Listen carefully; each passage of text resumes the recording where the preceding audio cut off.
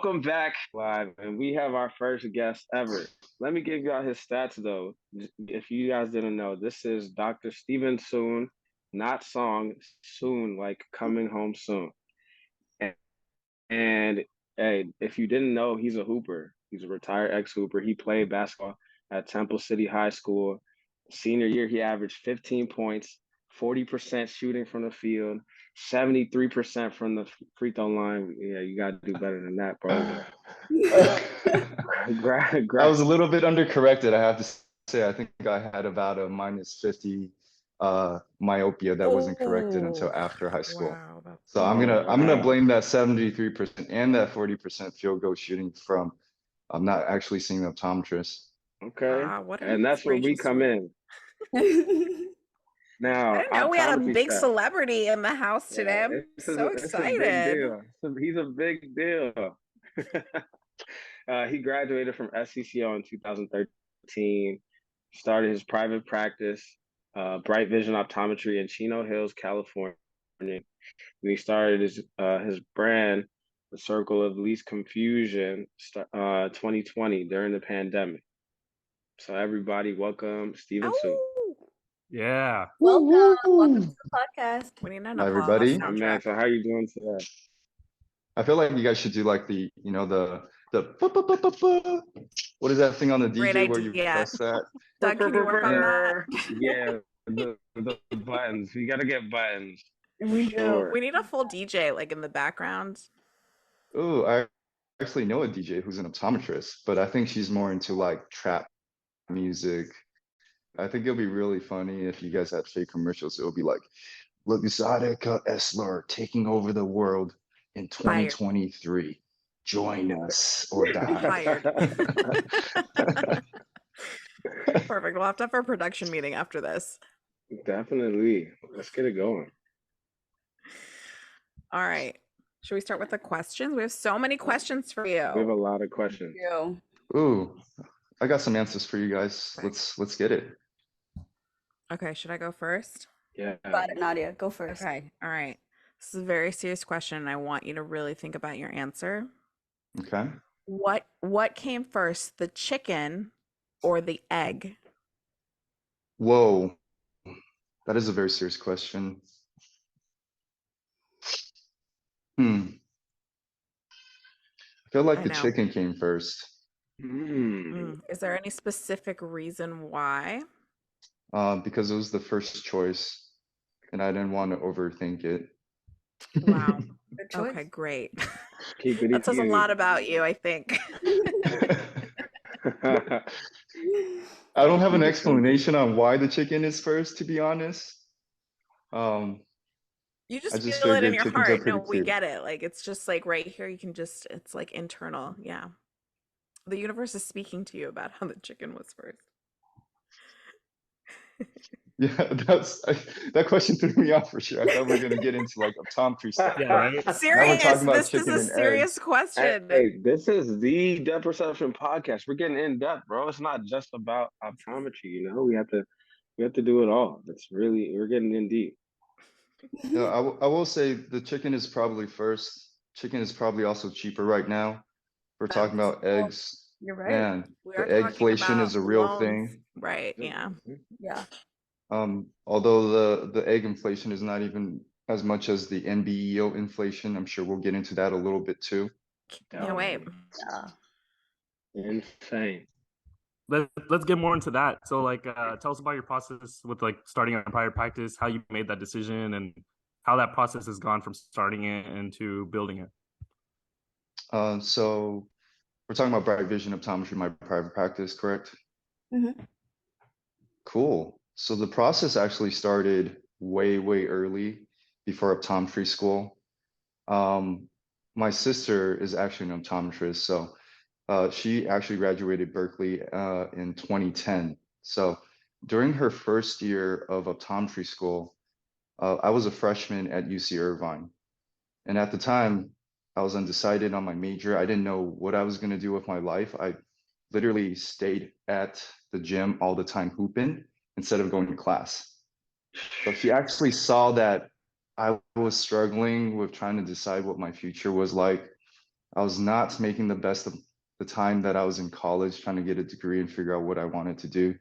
So she gave me a call one quarter and she was like, I'm in optometry school and it's actually really, really cool. You get to talk to people all the time. Um, and then worst thing is if you don't know something, you just refer. So that kind of took the pressure off. And she pitched me this idea. She's like, if you do go to optometry school, you know what would be really cool? We can actually start a family practice together. You just have to show up for work. I'll do all the business stuff.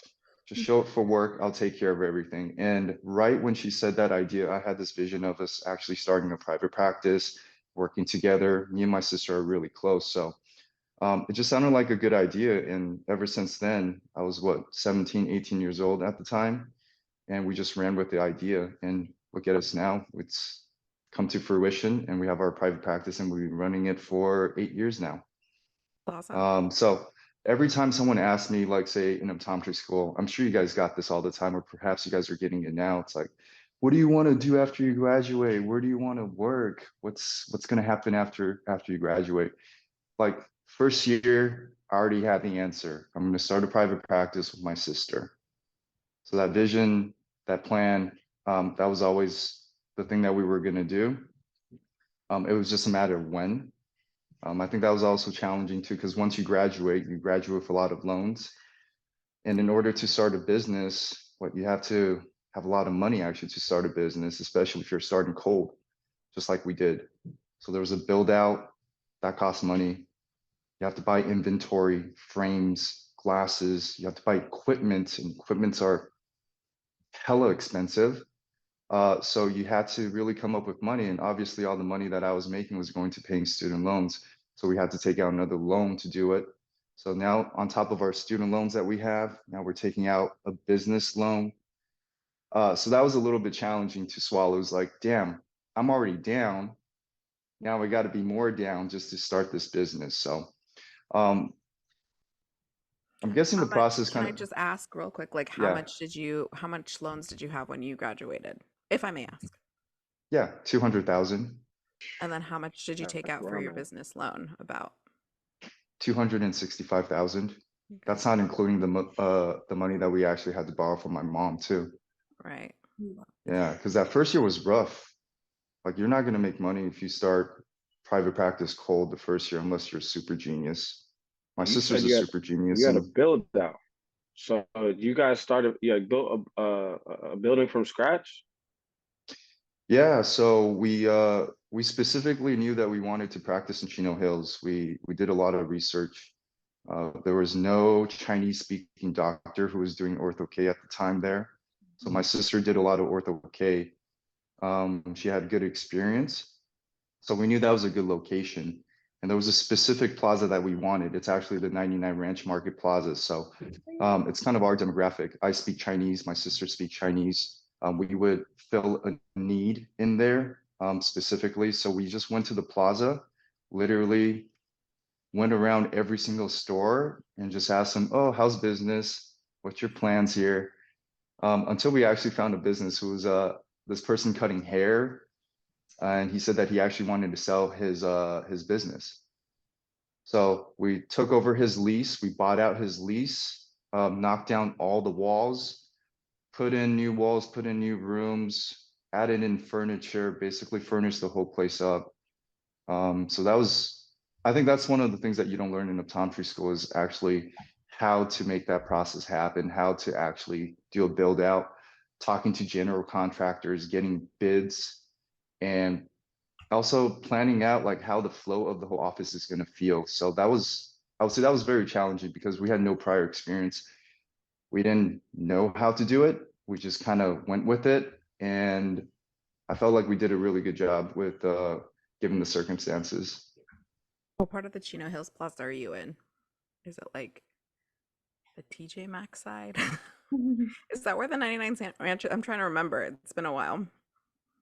We're actually pretty close to Costco. Are you Okay. guys familiar with Chino Hills? Yeah. Well, I went to school in Pomona because I went to Western.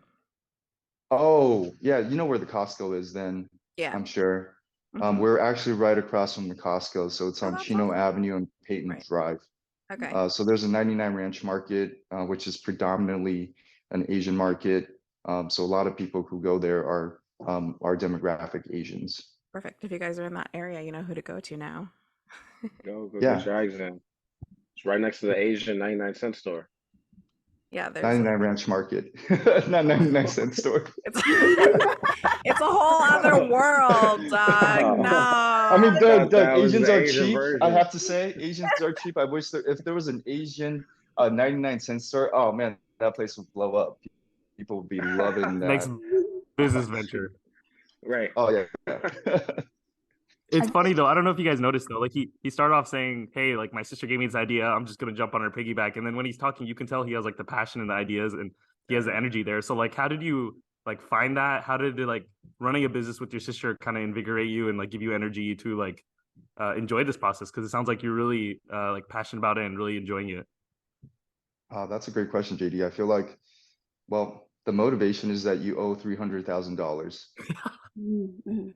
I think it's as simple as that. That's a Yeah. low amount. I owe $500,000. So Ooh, yeah. I thought I was bad. I'm at 200. Oh, wow. And that's kind of the crazy thing is like when I graduated, optometry school was like, I would say the people that I talk to, the people that I know, it's about $200,000 for optometry school. And then now you hear kids who are graduating with $300,000, and it's like it's very common. Yeah. So I get the grant applications, and one of our questions that we ask for the grant applications is actually like, oh, how much student loans do you have? And you have to show proof. So a lot of people will be posting screenshots of their financial aid and how much they owe. And it's actually really common to see 300 nowadays, which blows my mind. $300,000 on 6.5% interest is sometimes more than people's mortgages. Yeah. So that's pretty crazy. That's gonna be But going back to your question, JD, yeah, the motivation was that we borrowed money to start this business, and every month we would have to pay back the money, and you have to find passion sooner or later, or else you're going to default on your loan. But I would say that it got really exciting because when you start your own business, you're starting something for yourself. The fact that we were starting cold, we were kind of playing with this blank canvas. We can do private practice any way that we wanted. I think that's the coolest part about private practice. And it started getting interesting more for me personally because of the whole branding aspect, the marketing aspect. So I got really, really involved into that. I started playing around with WordPress, trying to build our website to make it look a certain way. We started working with graphic designers to create our logos, our typography, our look and feel. So that was kind of the cool part. I really discovered like, oh, in business, this is kind of my passion. I like to do marketing. I like to do branding. I like to create themes for our brand. And I like to make people feel good when they're coming in. So newsletters, things like that, a lot of little things that I've created for Bright Vision Optometry is actually just marketing things. It's not like things that I learned in optometry school. So I think that's where the passion grew within the business. It kind of lit my fire about what I'm passionate about, which is branding and marketing. Awesome. Good for you. Yeah, Because now you have this whole thing that you're doing. Who wants to start that whole thing about the least confusion? Yeah, and I think if it wasn't for my private practice, I wouldn't have actually gotten into the whole least confusion thing. I would have no experience with branding and marketing. So that was my first shot at really learning how to market. And I think we did a really good job. There was a lot of people that's involved in what we did for Bright Vision, but a lot of it was just literally handing out business cards, going to local society meetings, going to Lions Club, Rotary Club. I actually moved to Chino Hills for the first 2 years of my business. And it's like, how can I get to know the people in the community? So funny story, I actually took a line dancing class at the community center, just started learning how to line dance. And then at the end of it, you just small talk people. Hey, where you from? Where do you live? Here's a business card. Come check us out. So Oh. there was a lot of like little hustle things that I needed to do to really promote Bright Vision Optometry. Hmm. And also just like find a way to get people through the door. Because when you start cold, there's absolutely no one. Like literally your schedule's just blank. And that's the worst feeling. So like you literally had to go out there and just pull people in. And my friends lived about 30 minutes away. So I literally had to be like, hey bro, how's life? When was the last time you got your eyes checked? You want to come all the way through to Chino Hills and get your eyes checked? I guarantee you it's going to be the best eye exam. I'm going to hook you up. All right. So that was like the first wave of patients that we got was basically family and friends. And I think the hustle kind of continued because once you sell them glasses, once you sell them contact lenses, I actually took the contact lenses and the glasses right back to them to home. I was like, I'm going to do a special delivery for you. I'm going to go and drop this off. And if you can, you know, help me out with a Yelp review, help me out with a Google review, tell your family and friends about what we're doing. And that's really what jump-started us getting organic patients to come in is actually hitting 100 reviews on Yelp. And I will say like the first 85% of those reviews are strictly just family and friends. I know exactly where your practice is because I used to pass it every day. I remember it now. It's like the one with the sun. You have like a sun as your logo, right? It's like a Yep. sunset. Yeah. Bright Vision. Creative. So with all of this, and you know, it's been about 7 years now. How long did it really take for you to develop and get popping, like, and have like a steady flow of patients and everything? What's the definition of pop and Doug? Well, I guess when you're seeing green and you're not in the red anymore.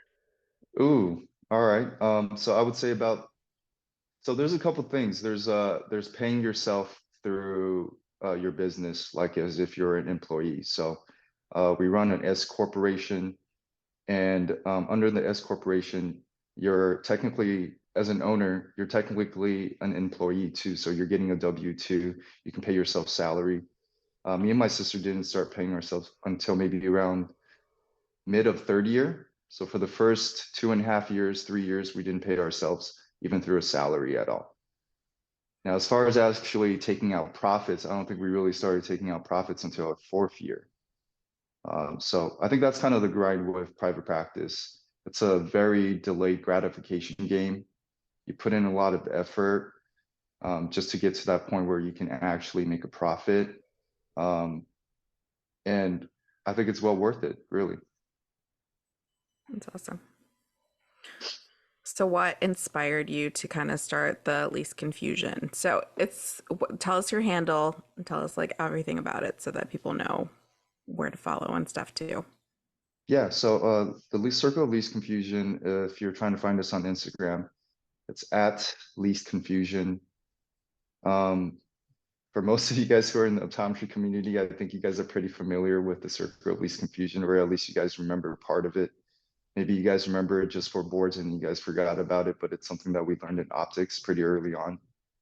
But the inspiration for the circle of least confusion, it's not necessarily just one thing. I think it's just through my whole experience being an optometrist, getting out in the real world and really learning about the truth of the game in some ways with our industry and what optometry is, and more importantly, what capitalism is, and also what business is like basically after you graduate. I think all of us were pretty naive, at least I was, when I was going through optometry school. Oh yeah, everything is going to be cool once I get my job, once I finish school, life is going to be good. I get to do whatever I want.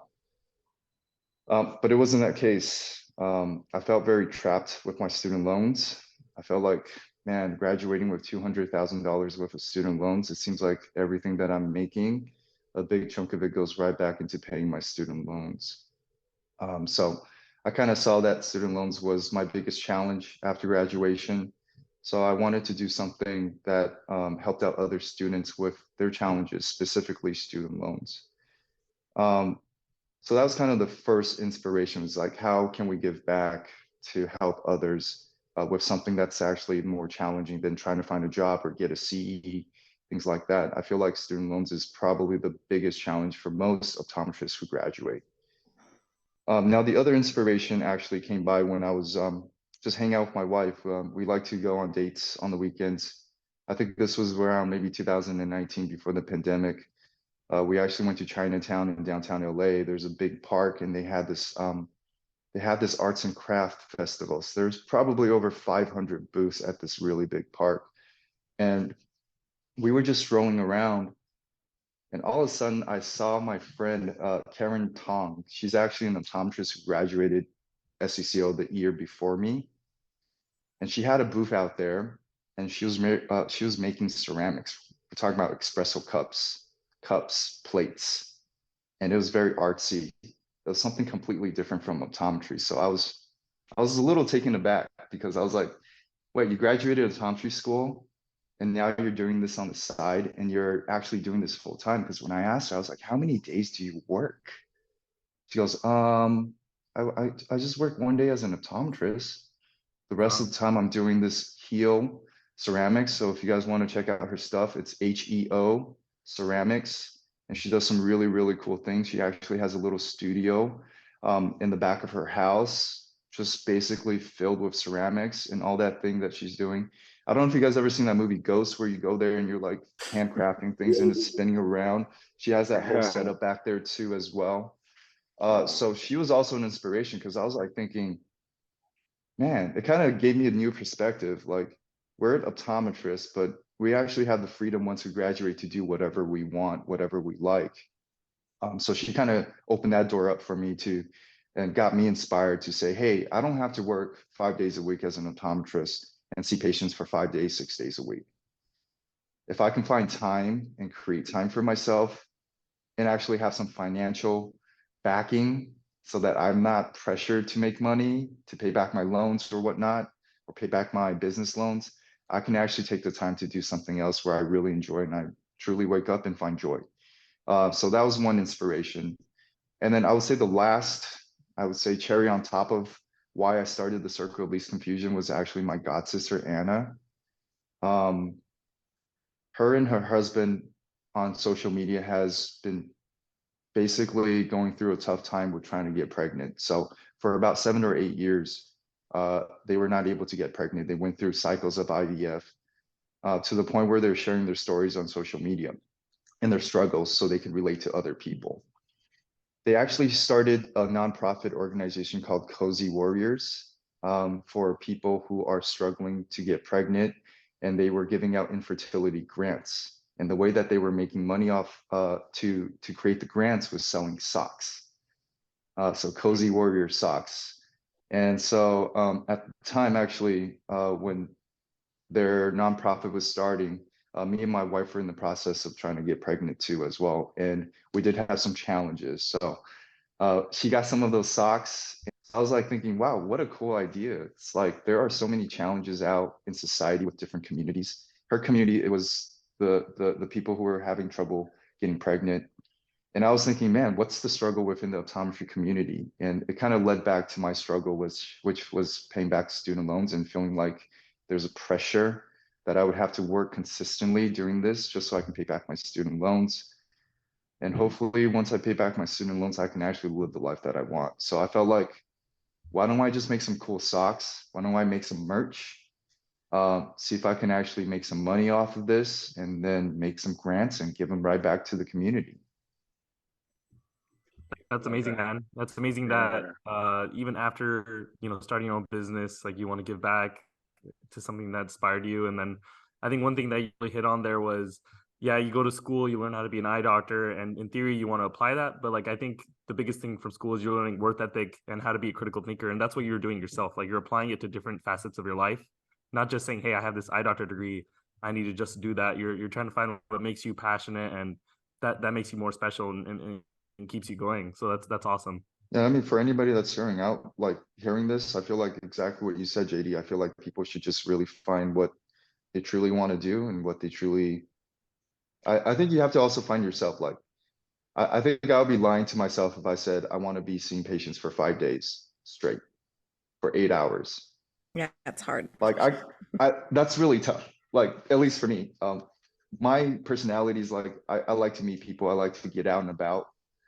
So for me to sit there for 8 hours in one room for 5 days a week, I realized that that's not how I want to live life. As much as the struggles I went through for optometry school just to get that degree to do that, like right now, I can only tolerate 1 day a week.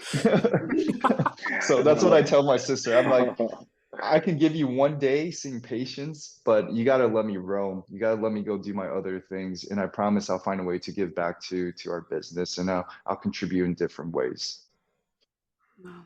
Yeah, I feel it because now at the Saturday is my last day of work. It's day 5, and I want to just go home and not think about anything. Oh wow.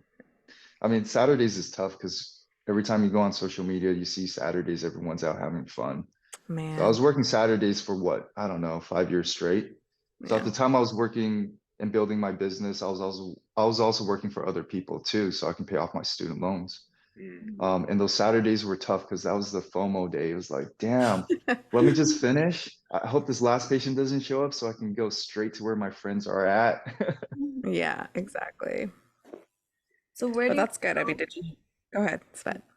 I was gonna ask, where do you want to go from here? I feel like you've accomplished a lot, and we all are very inspired by your story. We're inspired on how you started. Um, didn't think at all that this would have been your story. And sitting here as a student, I feel very inspired and like, wow, like you don't hear these things at school, it's all very new. So now that you've kind of accomplished all of this, where do you want to move forward? Like, what's the next goal, whether it comes to your practice with your sister or social media or the brand? What do you see yourself doing next? Um, there's a lot of exciting thing. I think the most exciting thing for me actually is not related to optometry or the circle of least confusion. If I have to be real honest, Hmm. I think the private practice, we started the private practice between me and my sister so that we can create time for for our families, really. My sister has 2 boys who are growing, Nick and Ryan, my nephews. I love them dearly. So she wants to create time so that she can spend time with them. For me personally, the private practice thing was so that I can set up spaces where I can really be present with my family. So now that I don't really have to work on weekends, Saturdays and Sundays are my time to spend with my wife, to spend with my family. So I guess the next step is really just to try to grow our family, have a second baby if we can make that happen, and Oh, take the time to really cherish those moments where I think it's super important. It's kind of like the amblyopia sensitive period, right? We talk about 0 to 8 years. That's like the period of time if you don't correct amblyopia, you're never going to achieve 20/20. And I feel the same way about my kids too, or actually my daughter and my future kid is. I feel like the 0 to 8 period is like the most fundamental. That's where their brain develops the most.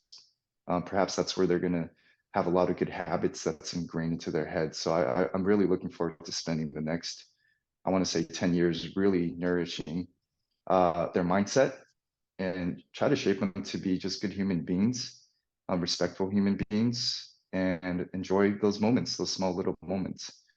But if we're talking more about the business side, Bright Vision Optometry is getting a facelift. We're actually doing an expansion. During COVID, our neighbor actually bounced. They literally left their after school program business and they've just left. There's eviction papers on their walls during COVID, and there's about 2,000 square feet of extra space that we're taking over. So next week, we're starting to demo. Bright Vision version number 2 is starting. We're going to have 4 exam rooms. We're going to have a VIP room. We're going to actually try to IP. incorporate, That about? yeah, Yeah, we're on retail our way. into, VIP, say less. Yeah. yeah, come through. Is that the So we're going to podcast? have that Henny for you. Oh, Okay, the let's Henny? go. Oh, Anything Yeah, is possible. I'm gonna be seeing double. I don't know yeah. about this. I'm oh, don't worry. Our gonna associate need some doctor is going to get prism. you. Then we did our jobs right. I think if you're seeing double and need prisms, Nadia, great, come through for that. Perfect. I'm gonna book my flight right now. Hold on. Let's go. So yeah, so that's something that we're working on the back end. And then as far as the least confusion, I don't really know. I think I'm just having fun with it. Obviously, I have goals too. For the circle of least confusion, I'm just going to try to find a way to give out as many or as much money as we can back to the community. So this year I have a goal set for giving out $8,000 in grants. We actually have a grant happening right now, which is, we deviated a little bit from the student loan grant just because of the whole MBEO situation. I follow a lot of optometrists, and I think everyone was pretty pissed, I have to say, about the increased fee hike for MBEO. So I figured, well, let's listen to the community and make sure that they know that someone is trying to help them out. So instead of giving out a $2,000 student loan grant, we kind of divided it up to be for the NBEO grant to have 7 $320 grants. The $320 came from the difference between part one from last year to this year. So that's actually happening right now. So in about 2 weeks, we're going to be giving out over $2,000 right back to the community. And I hope to continue to do that and find a way to increase that money, maybe add another digit if we can in the future, just by selling merch and connecting with other people in our industry. Yeah, can you just touch on like how the grants work and stuff like that? Like how you like collect the money and how then you decide to distribute it and things like that so that the people listening kind of know? Yeah, absolutely. So the grants come from all the profits that we sell from merch. So for example, this hoodie costs $85 on our website. This is my first time sourcing out a hoodie, so I didn't really know how much things are going to cost. I'm a little bit of a stickler when it comes to merch. I want to make sure it's high quality. So the cost of this whole hoodie was $45, actually wholesale from actually Europe. So the difference between that is actually $35. We actually hand stitch these logos, or not logos. Let me see if I can find it. Right here. So we have this on there. Nice. So we actually hand stitch that. So we source this material. We got You green personally hand threads. stitch that? By with those fingers right there. Dang, Yes. you should charge more. Yeah, that's So, dedication. so I mean, I'm just trying to like, I feel like when it comes to like merch, it has to be a certain quality. Right. I grew up, I guess, in the hype scene, buying SB Dunks off of the internet. One of the first people to probably wear a Supreme hat and shirt. So all of that stuff really resonates to me. So this is kind of like an extension of all of that. So going back to the grants, yeah. So the grant money that we have, which we actually have created over $10,000 for our grant fund so far, all of that is just profit from selling merch. So operational costs, like let's just say the booth that we got at Academy actually came out of my pocket, literally my own money. I'm not taking the money that we make from merch to expense the other expenses. So all the money is really just all the profits that we make from merch, hoodies, crew necks that we sold, t-shirts, the socks, not the stickers. The stickers I'm not even making the money off of. The stickers is just for people who actually really like stickers. I don't know why. There's a lot of people who like stickers nowadays, so we kind of ran with that. So that's where the grant money comes in. And then also any donation that comes in also goes into the grant fund. So luckily we had some donations. I want to give a big shout out to Stacy Jin, who's a very prominent optometrist, private practice owner. She owns 2 practices here in the San Gabriel Valley. She heard about our cause and like without hesitation, literally just goes, what's the address where I can send $1,000 to? So she gave us a grant, a donation there. Another Dr. Justin Abel gave us some money too, as well as a donation. The cool part is actually my friends started hearing about what I'm doing. And one of my wife's really good friends from college works at Salesforce. And a lot of these big tech companies actually have a giving part of their business. So Salesforce actually, because of her nomination, gave us a donation check too as well. So it's actually become something that I never thought this would have become. I think this for me, it's just more for fun. And I think it's also fun for our community too, to have something that's a little bit less rigid, a little bit less, I mean, I wouldn't say unprofessional. I think that's not a good word for it, but just something that's more organic and it feels natural and it feels like we can be ourselves. And it feels like someone is actually out there listening to our needs. So I think that's where the whole circle of least confusion comes into play. And then how can you qualify for like a grant, or how do you apply? To apply for a grant, well, for the student loan grants, I made it so that you can only apply for it if you bought merch from us. The thinking behind that is if you're not going to help our community, I don't think you should reap the benefits. Yeah. So I think that's pretty fair. It's kind of like if someone could just come in here, tell a really good story on our application, and then they take $1,000, $2,000 for the grants, but they were never contributing to that grant anyways. I felt like that would be pretty wrong. Right. So part of it is that if you want to buy something, and I try to make it as easy as possible to buy something. So for example, the sticker pack is literally $5. So you can buy something for $5 and you get a chance to win $1,000 for a grant. Or at least going forward, we're going to do $2,000 student loan grants. So that's the requirements for the student loan grants. For the NBEO grant that we're having right now, the requirement is just if you paid for an NBEO fee exam in the last 12 months, and you can show proof of that.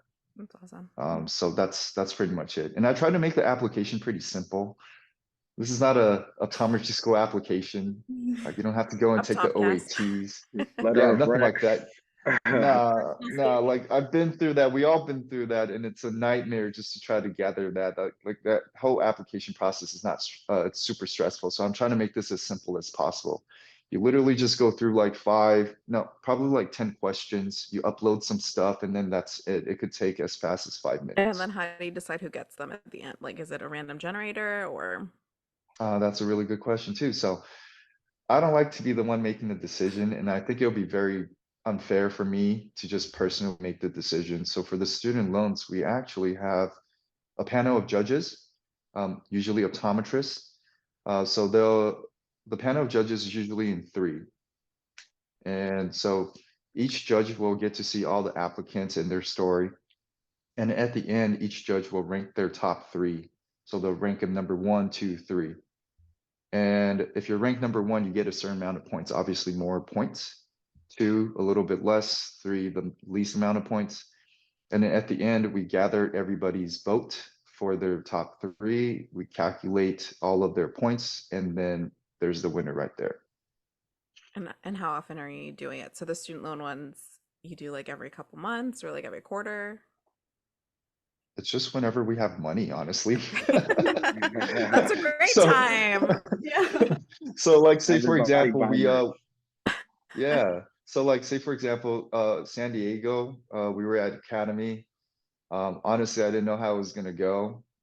Me and Brian Baldovino, shout out Brian Baldovino.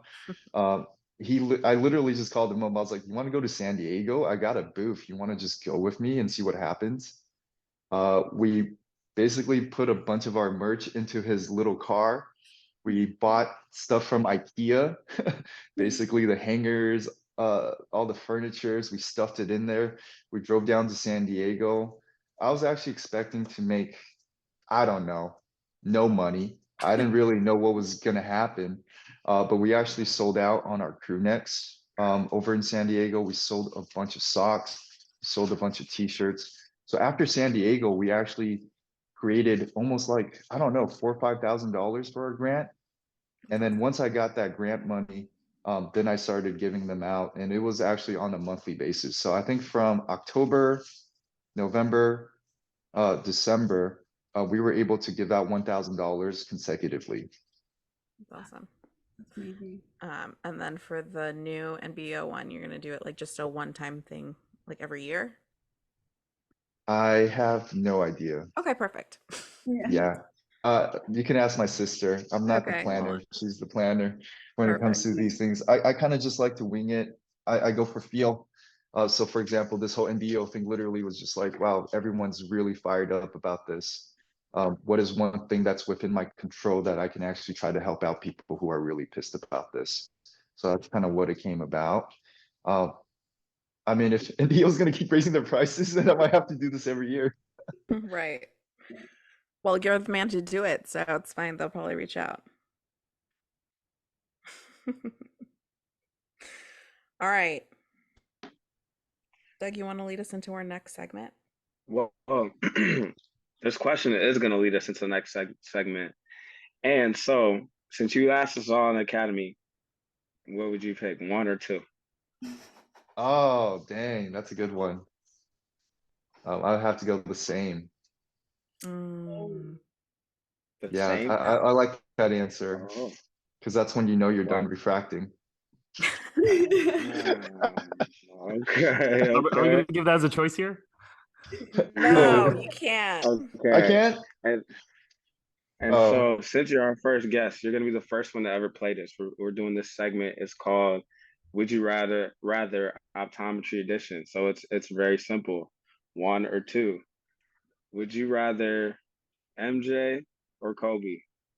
oh, Kobe all One day. or two. Okay, two. Okay, two or three. Kobe or LeBron? Oh, that's a good question.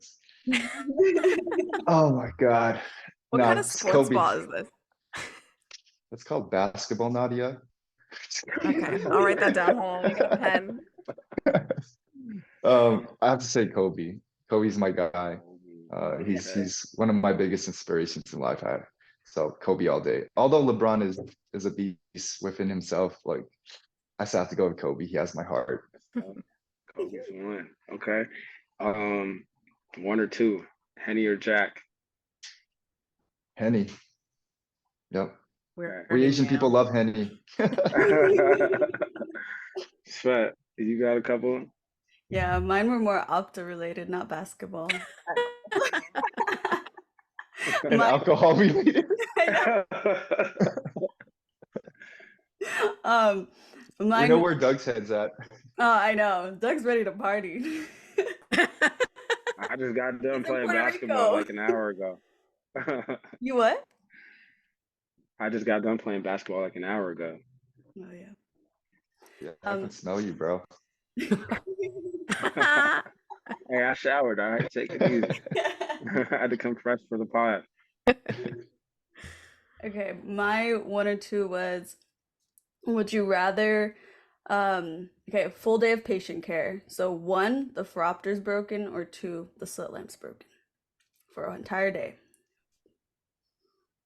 Ooh, soot lamp Slit for lamp. sure. Because the phoropter I feel like is more important.